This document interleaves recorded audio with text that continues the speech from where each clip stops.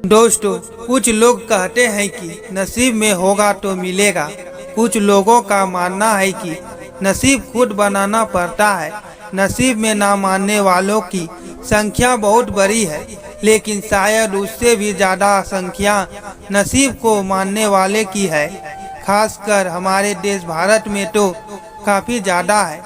आज नसीब के बारे में इतनी बातें इसलिए क्योंकि आज की कहानी, जिसका शीर्षक है नसीब का खेल, उसी विषय पर आधारित है। कई सालों पहले 3 दोस्त हुआ करते थे, दीपक, राजू और श्याम। ये तीनों के नाम थे। दीपक और राजू अच्छे खासे धनवान परिवार से ताल्लुक़ रखते थे। श्याम बेहद गरीब और साधारण परिवार का था। पैसों के मामले में इतनी असमानताएं होने के बावजूद तीनों की दोस्ती ऐसी थी कि वह एक दूसरे के लिए कुछ भी करने के लिए तैयार हो जाते थे।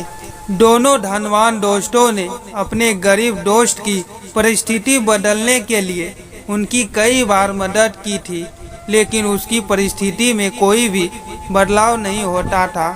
वह कहते हैं ना कि समय से पहले और नसीब से ज़्यादा किसी को कुछ नहीं मिलता। बस ऐसा ही कुछ श्याम के साथ होता था। तीनों ही जवान हो गए। दोनों धनवान दोस्त अपना अपना व्यापार अच्छे से करने लगे और पहले से भी ज़्यादा धनवान बनते चले गए। श्याम की हालात बिगड़ती गई। अपने दोस्त की बिगड़ती हुई हालात देखकर दीपक और राजू ने उसके लिए कुछ करने का फैसला किया। दोनों ने 100 सोने के सिक्के एक थैली में रखे और श्याम को देते हुए कहा, तुम इससे कोई व्यापार शुरू करो और पैसे कमाओ और अपनी गरीबी दूर करो। श्याम ने उन 200 सिक्कों में से 5 सिक्के घर के खर्चे के लिए निकाले और बाकी के 195 सिक्के अपनी पगड़ी में बांधकर शहर की तरफ जाने लगा, ताकि वहां जाकर व्यापार के लिए कुछ जरूरी चीजें ला सके। वो गांव से कुछ दूर ही पहुंचा था कि आसमान से एक चील उड़ती हुई आई और उसकी पगड़ी उड़ा कर ले गई। श्याम ने उसका काफी पीछा किया, लेकिन चील इतनी ऊंची और तेज उड़ी कि उसको आखिरकार हार मानकर अपने घर लौटना पड़ा। कुछ दिन बीतने के बाद जब दीपक और राजू श्याम की हालात का जायजा लेने के लिए उसके घर गए तो उन्हें श्याम की हालात में रत्ती भर का भी फर्क नजर नहीं आया। पूछने पर श्याम ने सारी हकीकत दोनों को बता दी। राजू को उसकी बातों पर भरोसा नहीं हुआ, लेकिन दीपक ने उसका विश्वास कर लिया। दीपक ने फिर से उसे 200 सोने के सिक्के दिए और बोला, फिर से कोशिश करो। दीपक और राजू के जाने के बाद श्याम ने सोचा कि अभी काफी रात हो गई है, इसलिए सिक्कों को कहीं छिपा देता हूँ ताकि कोई चोर उन्हें चुरा ना सके। कल शहर जाकर कोई धंधा शुरू करूँगा। उसने उन सिक्कों को अपने घर में रखी भूसे की एक टोकरी में छिपा दिया। श्याम सुबह नींद से जागा और सीधा उस भूसे की टोकरी की तरफ गया जहां उसने सिक्के छुपाए थे। उसने घर में काफी ढूंढा, लेकिन उसे वह भूसे की टोकरी कहीं नहीं दिखाई दी। उसने अपनी माँ से पूछा तो माँ ने बताया कि उसे सब्जी खरीदनी थी और घर में पैसे नहीं थे, इसलिए उसने उस भूसे की टोकरी के बदले सब्जी खरीद ली।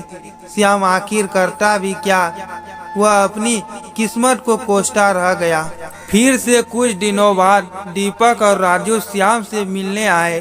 तब भी उन्हें उनकी परिस्थिति बदली हुई नजर नहीं आई, बल्कि इस बार तो उसकी हालात और ज्यादा खराब हो गई थी।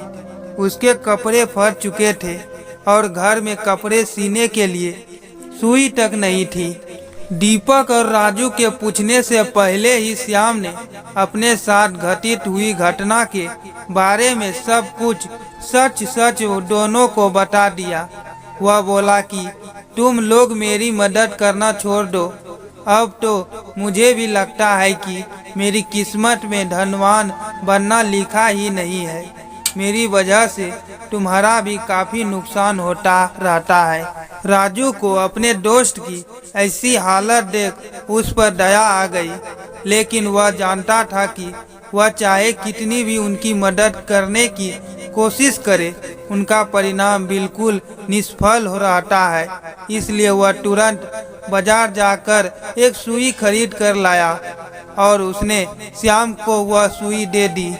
राजू और दीपक के जाने के बाद श्याम ने अपनी माँ से कहकर अपने फटे कपड़े सिलवा लिए। उसी रोज उसके पड़ोस में रह रहे मछुआरे की बीवी उनके घर आई और सुई मांगने लगी। वह बोली, मेरे पति को मछलियाँ पकड़ने जाना है, लेकिन हमारा मछली पकड़ने का जाल कई जगह से फंस चुका है। अगर आपके पास सुई है तो मेरी मदद कर दीजिए। इसके बदले में आपको एक अच्छी सी मछली देकर जाऊंगी। श्याम की माँ ने उस महिला को सुई दे दी। अगले दिन वह महिला एक बड़ी सी मछली के साथ उसके घर आई और उन्हें धन्यवाद देते हुए सुई और मछली उनको देकर चली गई। श्याम की माँ ने जब मछली को पकाने के लिए काटना शुरू किया तो उसके पेट से चमकीला पत्थर निकला। श्याम को पत्थर कीमती जान पड़ा, इसलिए वह चहोरी के पास जाकर उनकी जांच कराई तो वो बेहद कीमती हीरा था। उसको बेचकर श्याम को 20,000 सोना मोहरे मिल गई। इतने सारे पैसे इनकी गरीबी दूर करने के लिए काफ़ी थे। उन पैसों से उसने अपने लिए एक अच्छा सा घर खरीदा और काफ़ी सारी खेत करने लायक जमीन और एक बगीचा भी, साथ में कई सारे गाय भैंस खरीदी ताकि दूध का व्यापार शुरू कर सके। हमेशा की तरह कुछ दिनों बाद जब उसके दोनों दोस्त राजू और दीपक उसे मिलने आए तो उनकी बदली हुई परिस्थिति देखकर दोनों दंग रह गए। इस बार दीपक को श्याम की बातों पर भरोसा नहीं हो रहा था। उसे लग रहा था कि जरूर उसी के दिए पैसों से श्याम ने तरक्की की है, लेकिन वह बताना नहीं चाहता। लेकिन राजू को उस पर विश्वास हो गया था कि जरूर उसी सुई की वजह से उनकी किस्मत बदली है। श्याम अपने दोनों दोस्तों को अपने खेतों में घुमाने ले गया और बाद में अपने बगीचे में। वहाँ पर कुछ बच्चे पहले से एक पेड़ पर चढ़कर फल तोड़ने की कोशिश कर रहे थे। बच्चों ने गलती से वहाँ पर एक पक्षी का घोंसला गिरा दिया, जिनमें एक पगड़ी के अंदर 195 सोने के सिक्के वाली वही पोटली थी जिसे कभी एक चील श्याम के सिर से ले उड़ी थी। उसे लेकर जब तीनों दोस्त घर को लौटे तब श्याम की माँ गाय भैंसों को भूसा खिला रही थी और उसी दौरान भूसे की एक टोकरी से वह 200 सोने के सिक्के भी निकले, जो श्याम ने कभी अपने पुराने घर में भूसों की टोकरी में छिपाए थे। उसकी किस्मत कुछ ऐसा खेल खेल रही थी कि उसके हक की सारी चीजें और खुशियां उसके पास लौटकर आ रही थी। नसीब चमकने की वजह से श्याम तो खुश था ही, लेकिन उससे भी ज्यादा खुशी थे उसके दोनों अच्छे और सच्चे मित्र।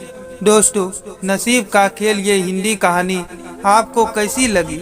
आप अपने विचार कमेंट बॉक्स में जरूर बताइएगा।